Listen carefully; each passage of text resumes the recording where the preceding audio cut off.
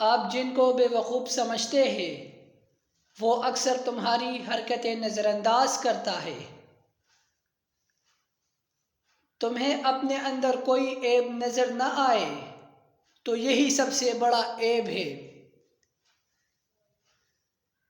صبر رکھنے والے بہت سکون میں رہتے ہیں کیونکہ ان کو معلوم ہوتا ہے کہ اللہ پاک بہتر ہی فرمائے گا۔ ظاہر کو مت دیکھو، دیکھنے میں آگ سرخ ہوتی ہے مگر اس کی جلائی ہوئی چیز سیاہ ہو جاتی ہے۔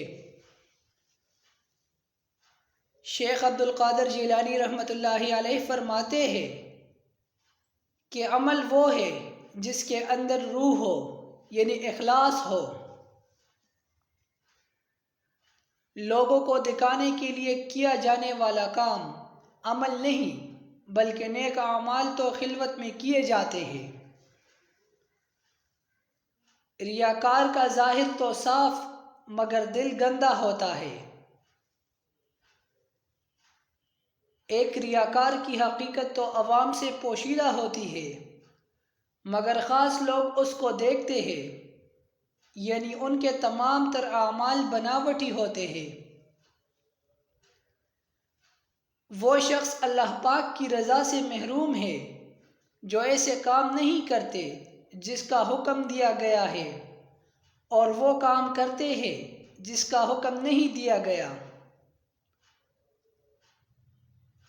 جب مومن تجھے نصیحت کرے تو سن کے مخالفت نہ کرو، کیونکہ وہ تمہارے اندر وہ باتیں دیکھتا ہے جو تم نہیں دیکھتے۔ اگر صرف زبان سے کلمہ شہادت ادا کر لیا ہے اور اپنے اعمال سے اس کا اثر اپنے اندر پیدا نہیں کیا تو تم نے اللہ پاک کی طرف ایک قدم بھی نہیں بڑھایا۔ ہمارے اوپر اللہ پاک کا یہ احسان عظیم ہے کہ اس نے ہمیں دولت ایمان بخشی۔ جن کے ساتھ اٹھتے بیٹھتے ہو ان سے یہ دو راز چھپا کر رکھو، کبھی دھوکہ نہیں کھاؤ گے۔ نمبر 1 گھر کی حالات، نمبر 2 اپنی مجبوریاں۔